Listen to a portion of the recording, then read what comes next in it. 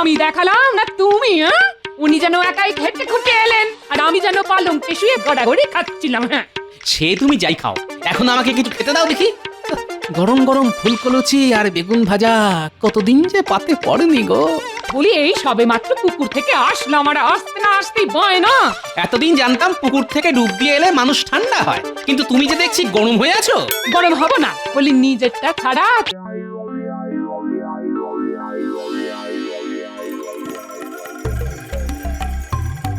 ব্যাপার কি মন্ত্রী, আজ যেন একটু তুমি বেশি উসখুস করছো।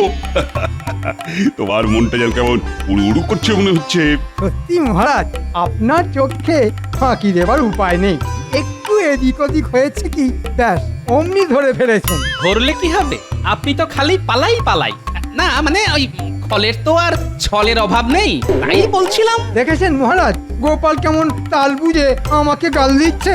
না না গোপাল, এই সব ছেড়ে আমরা বরং মন্ত্রীর উসখুস করার কারণটা নিয়ে অনুসন্ধান করি। কিন্তু মহারাজ, কেঁচো খুঁজতে গিয়ে আবার কেউটে বেরিয়ে পড়বে না তো? মন্ত্রীমশাইকে বলতে না দিলে আমরা আসল ব্যাপারটা জানবো কি করে? আর আর বলতে না পারলে তো ওই মন্ত্রী মশাইয়ের পেটের মধ্যেই কথাটা গুড়গুড় গুড়গুড় করবে। গুড়গুড় গুড়গুড় নয়, একেবারে ডুগ ডুগ ডুগ। সে আবার কি? সামনেই তো শিবরাত্রি, আমার যে প্রচুর কাজ মহারাজ। কাজ না অকাজ? না না না না না না, কাজ আছে বই কি। তোমার শ্বশুর বাড়ির পাশেই যে শিব মন্দির। সাধে কি বলি, মহারাজের সব দিকে খেয়াল থাকে। বেশ তো, তা এবার না হয় থাক। কিন্তু আমার যে ছোট্ট একটা প্রস্তাব ছিল মহারাজ। হ্যাঁ হ্যাঁ, বলো বলো বলো, কি তোমার প্রস্তাব গোপাল? আমাদের তো নয় ভালো মন্দে কেটে যাচ্ছে, কিন্তু এই অঞ্চলের মহিলারা দুক্রোশ পথ পেরিয়ে পুজো দিতে যাবে কি করে? হ্যাঁ হ্যাঁ, তাই তো, সেটা তো ভাবিনি। সবার কথা ভেবে জানো এখন আরু গোপালের চোখে একেবারে জল এসে গেল। কৃষ্ণনগরে আমাদের গ্রামের কাছাকাছি কোনো শিব মন্দির নেই, প্রতিবার দূরে গিয়ে শিবের মাথায় জল ঢালতে হয়। তা ওদের জন্য কি কিছুই করা যায় না মহারাজ? কিন্তু আজ বাদে কালকে শিবরাত্রি, এখন তো আর মন্দির বানানো সম্ভব নয়। না না না না না না, তা কি করে সম্ভব? একি আর যেমন তেমন কাজ। তবে বললে যখন, তখন না হয় ভেবে চিন্তে পরের বছর একটা মন্দির বানাবো। ও মা, কৃষ্ণনগরে হবে শিবের মন্দির, সেখানে উপচে উপচে পড়বে ভিড়। এটা ভেবে তো এখন থেকেই আমার শরীরটা কেমন কেঁপে কেঁপে কেঁপে কেঁপে উঠছে। তুমি তো সব সময় কাঁপছো, তোমার তো আর কাঁপুনির শেষ নেই। তবে এবার কি হবে মহারাজ? না মানে যদি মহিলাদের কিছু সুযোগ সুবিধার ব্যবস্থা করা যেত। তাহলে তো খুবই ভালো হতো। না না, ওদের কষ্টের কথাটাও তো আমাদের ভাবা দরকার। মহিলাদের খুব কষ্ট, হেঁটে হেঁটে কত না সময় নষ্ট। কিন্তু এখন আর কি ব্যবস্থাই বা করা যায়, আর কেই বা ব্যবস্থা করবে? হ্যাঁ হ্যাঁ, সময় তো খুবই অল্প। রাজ্যে প্রত্যেক বাড়ি থেকেই মহিলারা শিবের মাথায় জল ঢালতে যাবে। বলছিলাম যদি মন্ত্রী মশাই নিজে গিয়ে একবার। হ্যাঁ হ্যাঁ মন্ত্রী, তোমাকেই এই দায়িত্ব নিতে হবে। তোমার শ্বশুর বাড়ির পাশে যখন পুজো, তখন এই পুজোয় মহিলাদের সুযোগ সুবিধার ব্যাপারটা তোমাকেই যে দেখতে হবে মন্ত্রী। মেয়েতে প্যাকালটা তো আচ্ছা ফাঁসালো দেখছি, তবে আমিও দেখাচ্ছি এই ফাঁস কেটে কি করে বেরিয়ে আসা যায়। কি হলো? আবার সেই বিড়বিড় করছো? না মানে আমি বলছিলাম যে মহিলারা কষ্ট করে শিবের মাথায় জল ঢালতে যান বলেই তো শিবও খুশি হয়ে ওদের মনোবাঞ্ছা পূর্ণ করেন মহারাজ। একদম খাঁটি কথা। কষ্ট না করলে কেষ্ট মানে ওই শিবের আশীর্বাদ পাবে কি করে? হ্যাঁ, মহিলারা ভক্তি দিয়েই কষ্টকে জয় করবে। তাই যেমন চলছে তেমনই চলতে দিন না মহারাজ। না, মনে হচ্ছে এত বলেও কাজের কাজ কিছুই হলো না। কিন্তু মহিলাদের যদি কোনো অসুবিধে হয়, না না না না, মন্ত্রী যখন বলছে তবে তাই হোক। আপনি কিচ্ছু ভাববেন না। আরে বাবা, আমি তো পাশে থাকবই, সব সময় সাহায্যের হাত বাড়িয়ে দেবো। হ্যাঁ, আর এই তালে কিছু কামিয়েও নেব। সত্যি মন্ত্রী মশাইয়ের ওপর ভরসাও করা যায়, এমন ভরসার লোক আর কজন আছেন? ওনার উপর ভরসা করে করেই তো পোশাকার ফর্সা হয়ে যাচ্ছে। না না না না না, মন্ত্রী যখন বলছে তবে তাই হোক। আপনি একদম চিন্তা করবেন না, আমি যখন আছি তখন সব সামলে দেব। মন্ত্রী তো নয় যেন সর্বঘটে কাঠালি কলা। তবে এর পেছনে আর কি খেলা আছে সেটাও একটু নেড়ে চেড়ে দেখতে হবে। চলো চলো তাড়াতাড়ি ধোয়া ধুই সেরে ফেলি। এখনো যে পুজোর কোনো জোগাড়ই করা হয়ে ওঠেনি। ওহ, কখন যে করবো কে জানে। আরে বাবা, আমাদের কি আর একটা কাজ? ও সংসারে যেন কাজের আর শেষ নেই। তবে কাজ থাক আর নাই থাক, মাথার উপর মহাদেব আছেন, উনি সব সামলে দেবেন। আর সেই জন্যই তো কাল বাবার মাথায় জল ঢালতে হবে। বাবা খুশি হলে আমাদেরও সব দুঃখ কষ্ট দূর হবে। সে না হয় হবে, তবে জল ঢালতে তো যেতে হবে সেই 2 ক্রোশ দূরে। আহা, তা বলে কি আর জল ঢালতে যাবো না? এই দিনটার জন্যই তো আমরা সারাটা বছর অপেক্ষা করে থাকি, তাই না? ঠিক বলেছো, শিবের মাথায় জল ঢালবো, সবাই উপোস করে থাকবো। তবে তো আমার ঘরে যে ভোলা মহেশ্বরটি আছেন, তিনিও শান্ত হবেন। কাজে কমের আর মতি আসবে গো। তা যা বলেছো। তবে একটা কথা ঠিকই বলেছো, আমাদের রাজ্যে শিব মন্দির অনেক দূর, তাই পায়ে হেঁটে যেতে একটু কষ্ট হয় বই কি। হ্যাঁ, হলেই বাকি, আমাদের কি আর অন্য কোনো উপায় আছে? আহা, যদি আমাদের গ্রামে একটা শিব মন্দির হতো তাহলে খুব ভালো হতো, বলো? বলি যদির কথা নদীতে মানে পুকুরে, তা গিন্নি হাতের কাজ চটপট সেরে ঘরে এসে গেরস্থালি সামলাও। পুকুর পাড়ে এসে দুটো মনের কথা বলবো তার জো আছে নাকি? এখানে বসে চোখ রাঙাচ্ছে। তুমি না হয় মনের কথা বলছো, কিন্তু আমার পেটের কথাটাও তো একটু ভাববে নাকি? হ্যাঁ, এদিকে যে পেটে ছুঁচো লাফাচ্ছে। ও মা গো, তোমাকে যে দাবড়ে চলে গেল। যাও গো, শিব পূজা ছেড়ে গিয়ে তোমার মহাদেবের পেট পূজার ব্যবস্থা করো।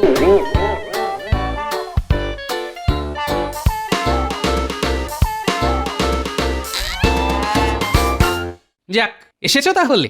আমি তো ভাবলাম বুঝি ধুতে ধুতেই বেলা পার করে দেবে। না এসে উপায় আছে? লোকজনের কাছে আমার মান সম্মান কিছু রাখলে না। সে কি গো, আমি আবার কি করলাম? না না, তুমি আবার কি করবে? করলাম তো আমি। কাজকর্ম শিখে তুলে দিয়ে বসে বসে গল্প করছি।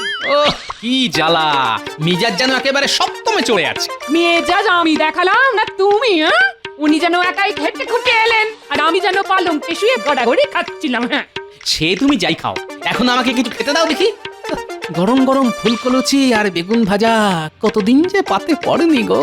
বলি এই সবে মাত্র পুকুর থেকে আসলাম, আর আসতে না আসতেই ভয় না। এতদিন জানতাম পুকুর থেকে ডুব দিয়ে এলে মানুষ ঠান্ডা হয়, কিন্তু তুমি যে দেখছি গরম হয়ে আছো। গরম হবো না? বলি নিজেরটা ছাড়া তুমি আর কিছু বোঝো? নাও এবার ঠেলা সামলাও। কি আবার সামলাবে?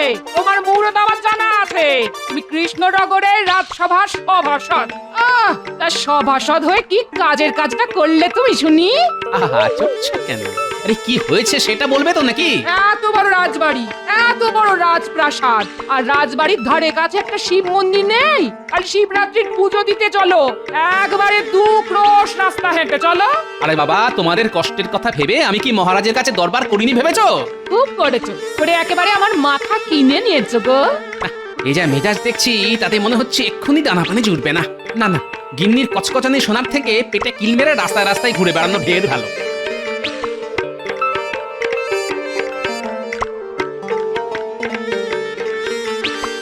ওরে বাবা, পেটে খিদে নিয়ে কি আর বেশি হাঁটাহাঁটি করা যায়? না না, ওই তো সামনেই ভোলা ময়রার দোকান। যাই, মিষ্টি খেয়েই পেটটাকে শান্ত করি।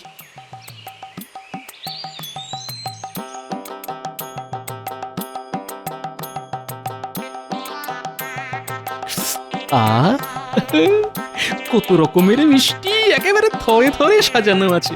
আহা আহা, কোনটা খাই আর কোনটা না খাই। তা কোনটা খাবে কিছু ঠিক করলে?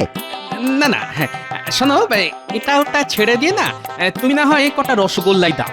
নরম নরম রসগোল্লা খেয়েই না হয় গরম গরম খিদেটা সামলাই।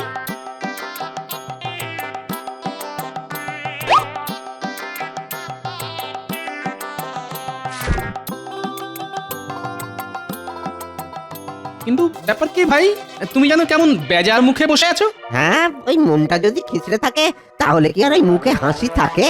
তা তো বটেই, কিন্তু মেজাজের আবার 12টা বাজালে কি করে? আরে সকাল সকাল তো ওই গিন্নির সাথে একচোট অশান্তি হয়ে গেল। ও, তাহলে শুধু আমি একা নয়, তুমিও একই জ্বালায় জ্বলছো। শিবের মাথায় কালকে ওই শিবরাত্রি উপলক্ষে জল ঢালতে যাবে, কিন্তু শিব মন্দির তো ওই 2 ক্রোশ দূরে। আচ্ছা তুমি বলো গোপাল, হ্যাঁ এতে আমার কি করার আছে? না না, তুমি আর কি করবে? তুমি কি আর শিব ঠাকুর হয়ে গাছের তলায় বসে পড়বে, না রাতারাতি মহারাজকে বলে মন্দির বানাবে? হ্যাঁ, আরে সেই জন্যেই তো এখানে বেজার মুখে বসে আছি। যখন আর কিছু করার নেই তখন তাই থাকো।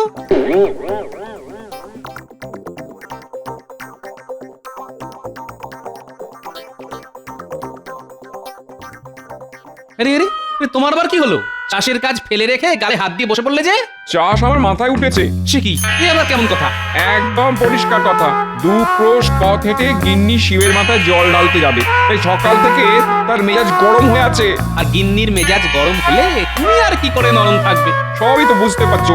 ওহ, কি জ্বালায় যে পড়লাম। না, ঘরে ঘরে দেখছি কি অশান্তি। কোন দিকে যে যাই।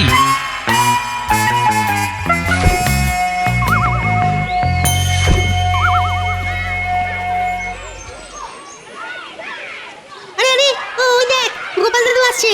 সে তো আসছে, কিন্তু মনে হচ্ছে যেন কিছু একটা চিন্তা করতে করতে আসছে। চল চল দেখি আমরা গোপাল দাদুর চিন্তাটা একটু কমাতে পারি কিনা। আমাদের সঙ্গে একটু খেললেই দাদুর মেজাজ আবার ঠিক হয়ে যাবে। দেখবি দাদু তখন আবার আমাদের গল্প বলবে। কি রে, তোরা আবার রাস্তার ধারে দাঁড়িয়ে দাঁড়িয়ে কি গুলতানি করছিস? কি আবার করব, কি খেলবো সেটাই ভাবছি। কিন্তু তুমি কি ভাবছো বলো তো? আমি এখন শুধু শিব ঠাকুরের কথাই ভাবছি রে। ওই এক শিব ঠাকুর আমার নাওয়া খাওয়া মাথায় তুলেছে। কালকেই তো শিবরাত্রি, তুমি কি শিব পুজো করবে? করলে কিন্তু বেশ মজা হবে, সবাই মিলে খুব আনন্দ করব। তবে শুনেছি মন্ত্রী মশাই নাকি বেশ জাঁকজমক করে ওনার শ্বশুর বাড়িতে শিবের পুজো করেন। দাদু তুমিও করো না দাদু, একটা শিব পুজো করো না দাদু। সেটা খারাপ বলিসনি, কিন্তু এ কি আর মুখের কথা? তবে মন্ত্রী মশাইয়ের কথাই যখন বললি, তখন এক কাজ কর, শোন, কানে কানে একটা কথা বলি তোদের।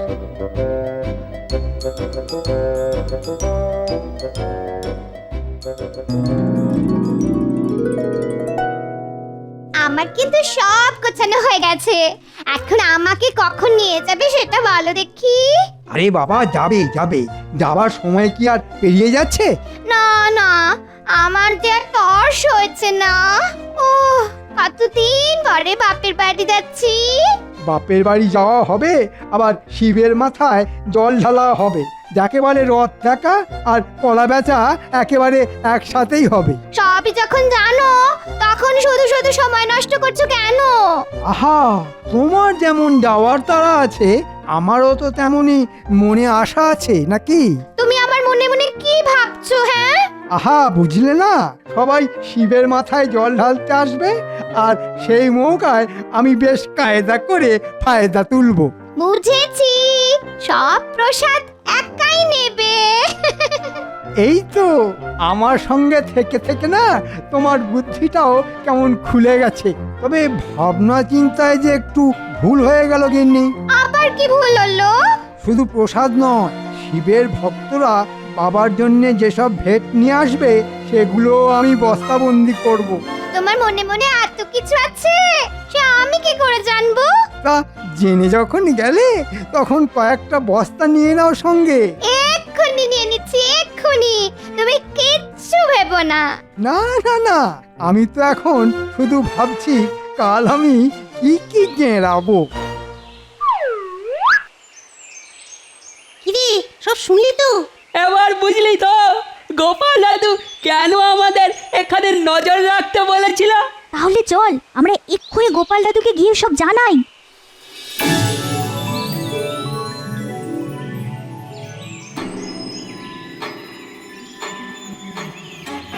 ও, তাহলে এই ব্যাপার, এই জন্যই মন্ত্রী মশাইয়ের অত ফুর্তি। হ্যাঁ, মন্ত্রী নয়, উনি তো ষড়যন্ত্রী। ঠাকুরের নাম করে নিজের বস্তা ভাড়ার মতলব করছেন।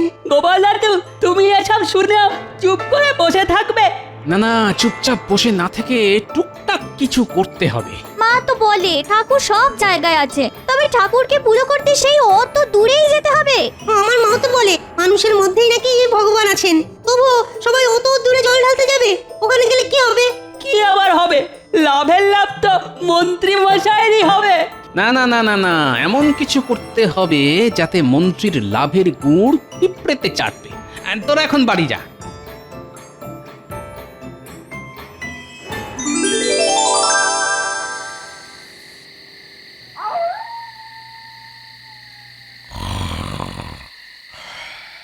কাল সকালে উঠে অতখানি পথ পেরিয়ে পুজো দিতে যাব। আমার চোখে ঘুম নেই, আর ওনাকে দেখো এমন দিব্যি নাক দেখে ঘুমোচ্ছে। হ্যাঁ?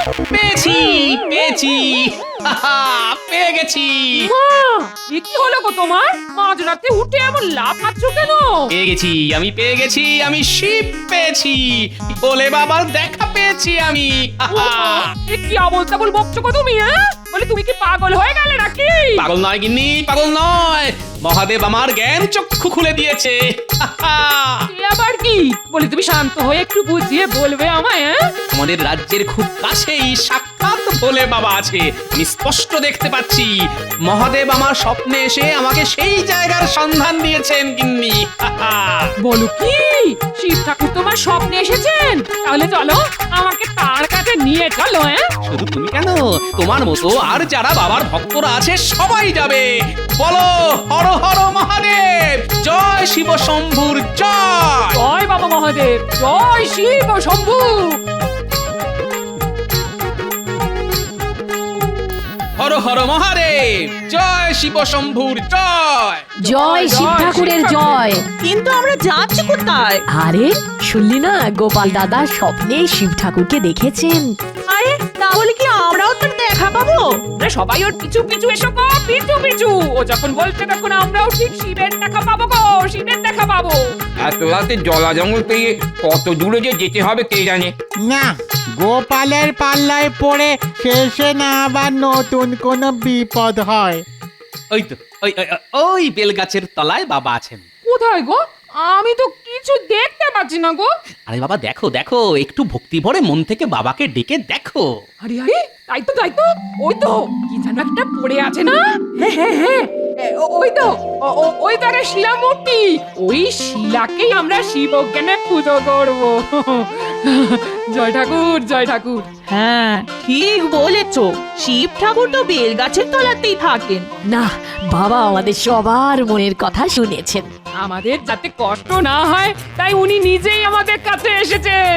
জয় ঠাকুর, জয় ঠাকুর। তাহলে সবাই মিলে বলো, জয় বাবা মহাদেব, জয় শিব শম্ভু। হর হর শিব শম্ভুর জয়। জয় মহাদেব, জয় শিব শম্ভুর জয়। শিবের জয়।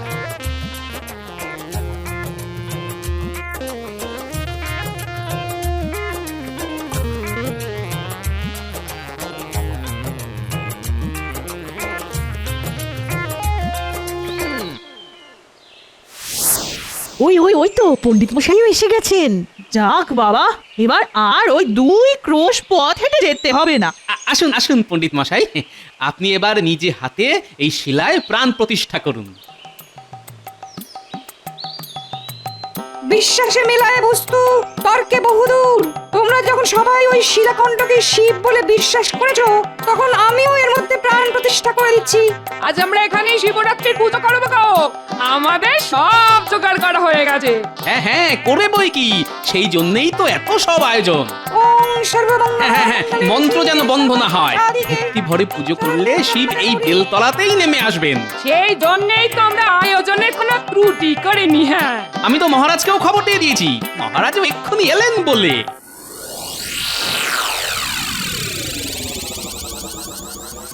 কি গো, এতক্ষণে তো ভক্তের ঢল নেমে যাওয়ার কথা গো, কিন্তু কই এখনো তো তেমন কেউ এলো না।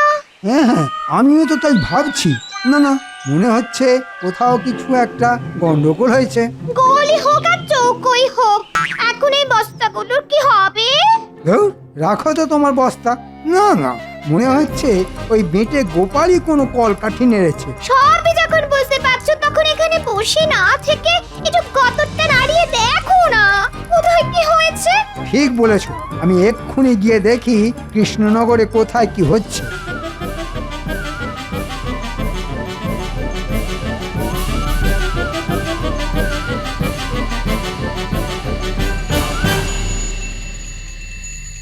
ও, এইভাবে শুদ্ধ মনে ভক্তি ভরে শিব পুজো দেখে আমার মনটাও শান্তিতে ভরে গেল।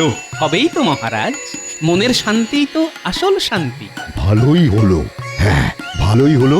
ওই মহিলাদের কষ্ট আর ক্লান্তিও লাঘব হলো। হ্যাঁ, এর জন্যই বলে ভগবান যা করেন মঙ্গলের জন্যই করেন। তবে মহারাজ এখানেই কিন্তু একটা মন্দির বানাতে হবে। হ্যাঁ হ্যাঁ হ্যাঁ, হবে হবে, সব হবে। এ কি এখানে পুজো? না মানে এটা কেমন হলো? না হবার কি আছে মন্ত্রী মশাই, হলেই হয়।